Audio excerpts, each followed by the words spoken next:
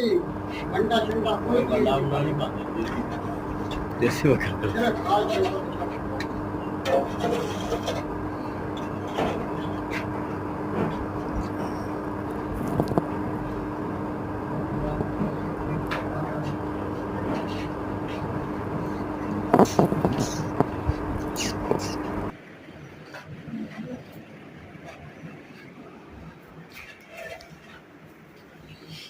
आए कलर बड़ा प्यारा वैसे केड़ा ये कलर प्यारा है ना हाँ ਇਹ ਕਾਲਾ ਉਹਨਾਂ ਦਾ ਆਪਣਾ ਹੀ आ ये नहीं बेचना अच्छा फिर काला भाई भाई काट दे ये चित्रा है ये चित्राली है भाई